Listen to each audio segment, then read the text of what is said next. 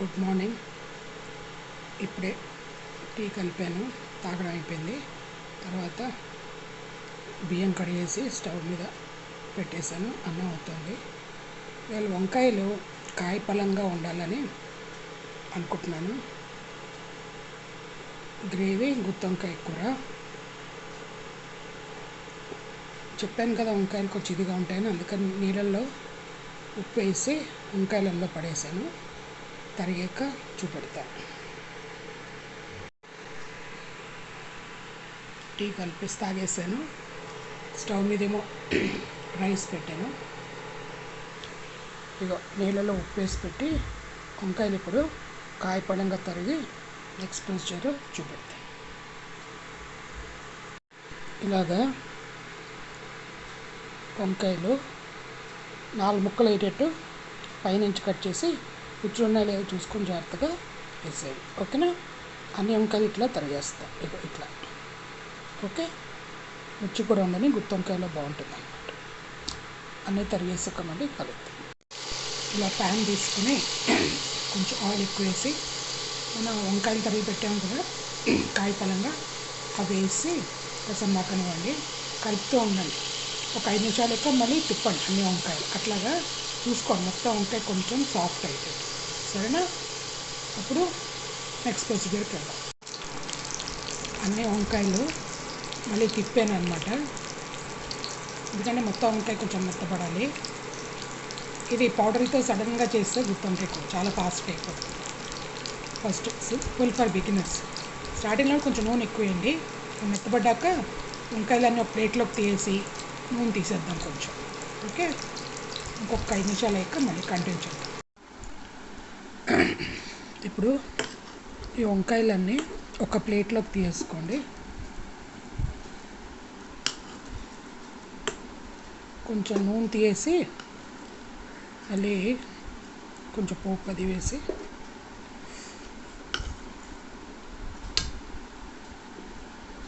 మరీ మెత్తగా చేసుకోకండి, తిప్పుతూ కొంచెం అన్నీ వేగేటట్టు చూసుకోండి.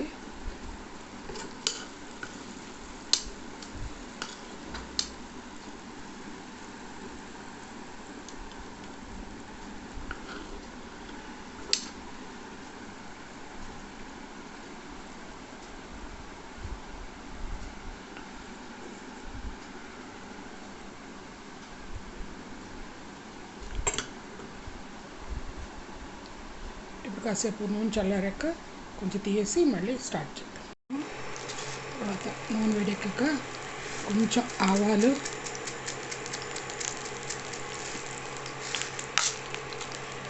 జీలకర్ర,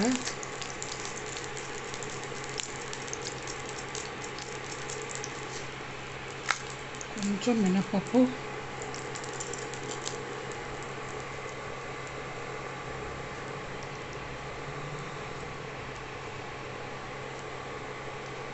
బాగా ఒకసారి కలపండి.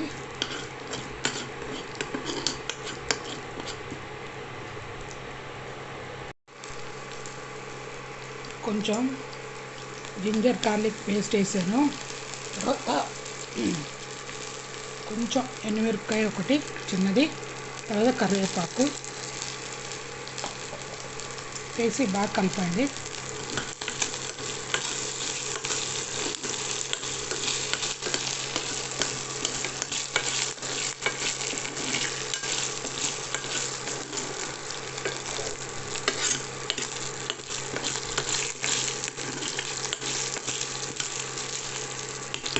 ఇప్పుడు వంకాయలు ప్యాన్లో వేసేయండి మెల్లిగా.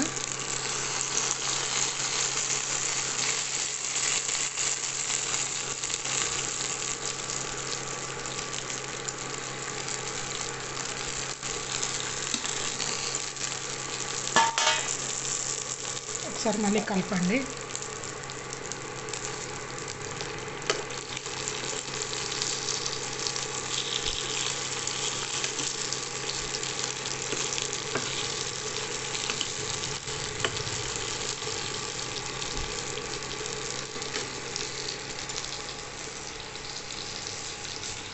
కొంచెం ఉప్పు,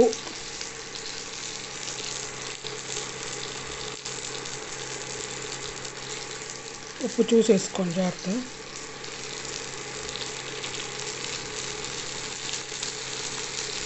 కొంచెం పసుపు,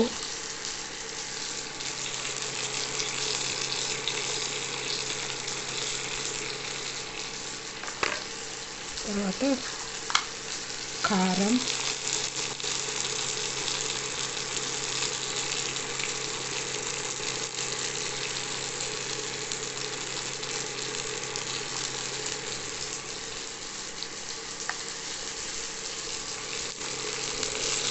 బాగా కలపండి.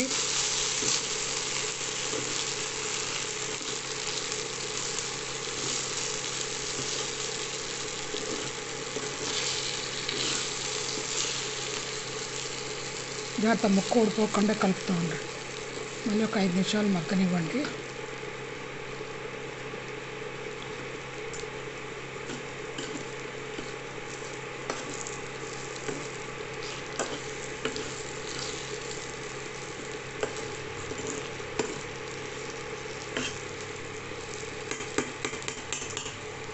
మళ్ళీ మూత పెట్టేసేయండి ఒక 5 నిమిషాలు.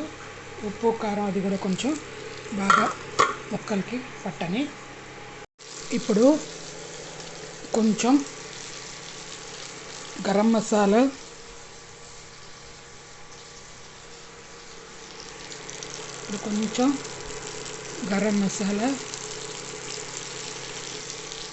తర్వాత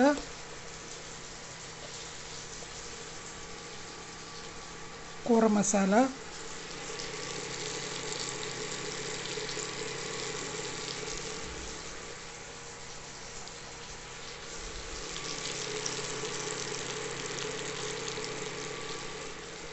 కొంచెం సాంబార్ కారం,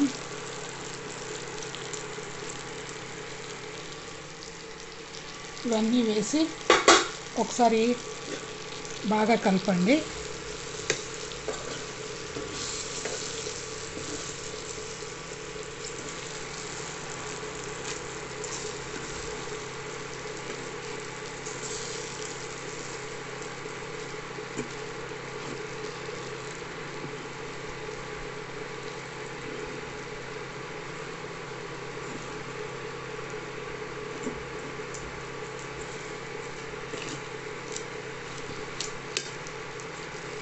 బాగా కలిపేసి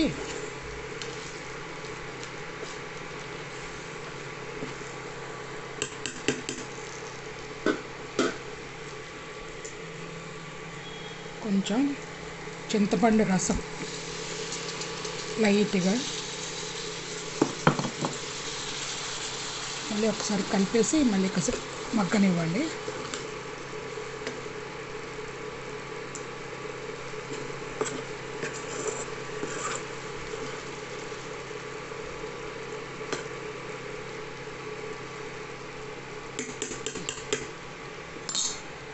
మళ్ళీ కాసేపు మగ్గనివ్వండి ఒక 5 నిమిషాలు. ఇదేంటంటే పౌడర్స్ కూర పౌడర్ చేసి పెడతాను, సాంబార్ పౌడర్ చేసి పెడతా. ఇది ఇన్స్టెంట్గా మనకి ఏదైనా కాయ పళ్ళగా కావాలంటే బీరకాయ కానీ, దొండకాయ కానీ, వంకాయ కానీ, మనం ఏదైనా కాయం పళ్ళంగా తినాలంటే ఇట్లా వండేసుకోవచ్చు అనమాట. ఇది కాంబినేషన్ ఆలు కూడా చాలా బాగుంటుంది.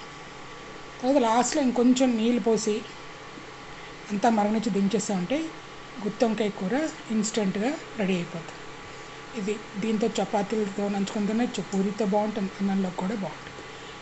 తర్వాత ఏంటి, జొన్న రొట్టెలు కానీ, రాగితో చేసిన చపాతీలు, దేంట్లో అయినా కూడా చాలా టేస్టీగా ఉంటుంది.